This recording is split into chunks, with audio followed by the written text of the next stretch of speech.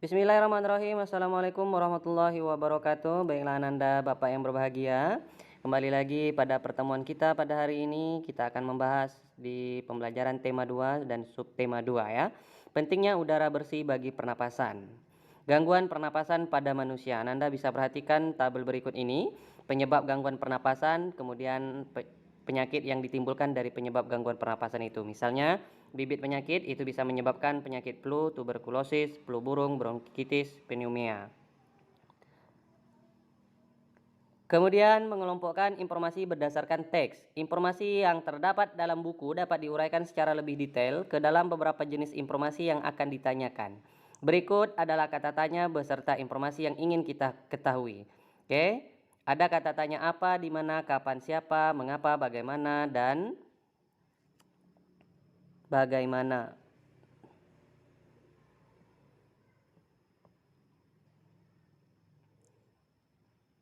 Oke, ini sebagai contoh, baca, perhatikan teks berikut, kemudian Ananda bisa melihat informasi yang dapat kita peroleh dari teks di atas menggunakan kata tanya tadi ya, atau kita gunakan adik Simba dan juga 5W1H. Kemudian penyakit pada organ pernapasan, asma misalnya, penyebabnya penyumbatan saluran pernapasan yang dapat disebabkan oleh debu, udara dingin, alergi terhadap makanan tertentu, atau kelelahan. Kemudian gejalanya, dada terasa sesak, batuk, napas terasa berat. Cara pengobatannya dilakukan dengan pemberian inhaler.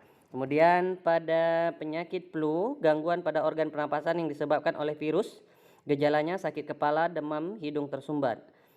Kemudian pengobatannya dengan minum obat sesuai resep dokter dan mengkonsumsi makanan sehat dan bergizi. Kemudian bronkitis, infeksi atau peradangan saluran bronkus yang biasanya disebabkan oleh virus. Gejalanya batuk berdahak, demam, dan sesak napas. Cara pengobatannya dengan minum obat sesuai resep dokter, istirahat cukup, mengkonsumsi makanan sehat dan bergizi. Kemudian tonsilitis, yaitu peradangan yang terjadi pada amandel atau tonsil yang disebabkan oleh virus atau bakteri. Gejalanya membesarnya tonsil dan menimbulkan rasa sakit. Pengobatannya dengan minum obat sesuai resep dokter serta mengkonsumsi makanan dan minuman bersih. Kemudian pneumonia, peradangan pada bronkiolus dan alveolus karena infeksi bakteri, Streptococcus pneumonia, virus atau jamur. Gejala batuk dengan dahak berdarah, sesak napas, nyeri dada, dan demam tinggi. Pengobatan dilakukan dengan minum obat sesuai resep dokter. Menuliskan daftar pertanyaan berdasarkan informasi teks. Sesuai dengan apa yang telah Bapak jelaskan tadi, daftar pertanyaan kita bisa menggunakan 5W tambah 1H.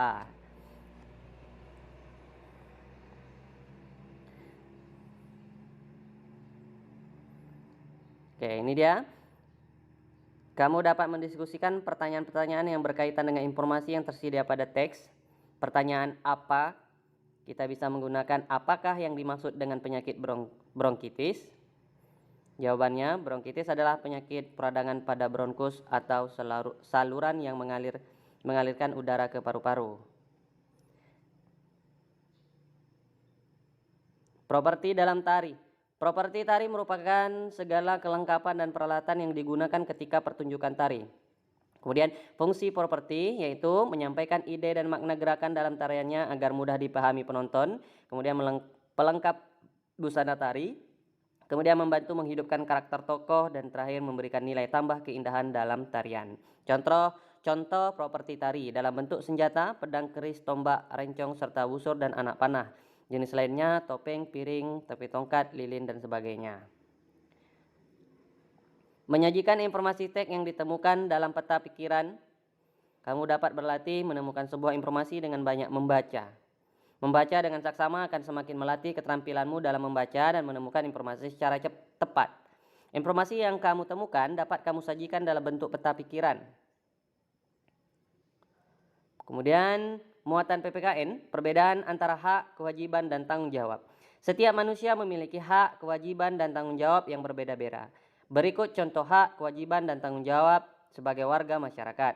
Hak, memperoleh udara bersih dan mendapatkan nilai yang bagus. Kemudian kewajiban, menjaga kebersihan lingkungan. Kemudian belajar dengan sungguh-sungguh. Kemudian tanggung jawab kita melakukan kerja bakti. Kemudian melaksanakan piket kelas. Oke. Hak kita yang pertama tadi, hak kita memperoleh udara yang bersih, maka kita memiliki kewajiban untuk menjaga kebersihan lingkungan. Kemudian tanggung jawab kita melakukan kerja bakti. Jadi ketiga unsur ini merupakan rangkaian yang tidak bisa dipisahkan ya. Mulai dari hak, kewajiban, dan tanggung jawab. Jenis-jenis udara yang dikelola secara perorangan, jenis-jenis usaha yang dikelola secara perorangan dan kelompok. Usaha yang pertama, usaha perorangan. Yaitu pengusaha hanya bertanggung jawab terhadap dirinya sendiri, contohnya toko, bengkel, dan warung. Kemudian ada jenis usaha firma. Ini usaha yang didirikan oleh paling sedikit 2 orang. Risiko kerugian ditanggung bersama. Kemudian jenis usaha persekutuan komanditer atau CV. Ini memiliki anggota aktif berperan menjalankan roda usaha dan anggota pasif yang bertanggung jawab dalam pemberian modal usaha. Contohnya CV Rian Motor dan CV Kayu Jatiluhur. Jenis-jenis usaha yang dikelola. Ada lagi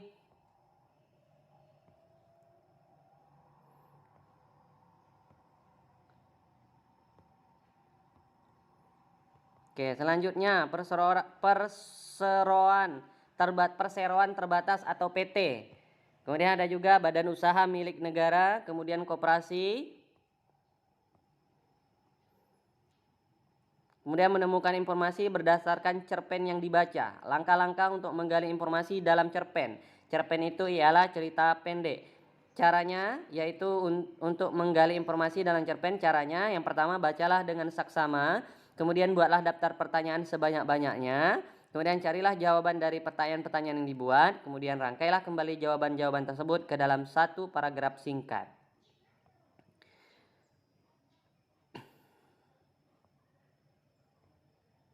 Hak, kewajiban, dan tanggung jawab sebagai warga masyarakat. Kerja bakti merupakan kewajiban membersihkan lingkungan. Kemudian tanggung jawab kita membersihkan selokan dan mengumpulkan sampah. Hak kita merasakan lingkungan yang bersih dan indah serta bebas dari penyakit.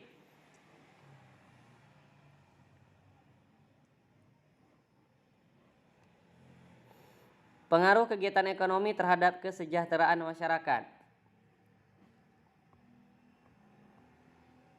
Kegiatan ekonomi di masyarakat meliputi kegiatan produksi, distribusi, dan konsumsi. Ketiganya dilakukan untuk mencapai taraf hidup masyarakat yang sejahtera. Kesejahteraan masyarakat merupakan suatu kondisi terpenuhinya kebutuhan masyarakat sehingga dapat hidup layak dan mampu mengembangkan diri, sehingga mampu melaksanakan fungsi sosialnya.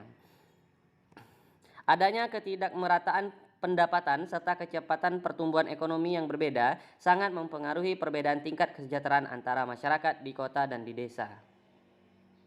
Penyakit pada organ pernapasan, emfisema, kanker paru-paru, tuberkulosis.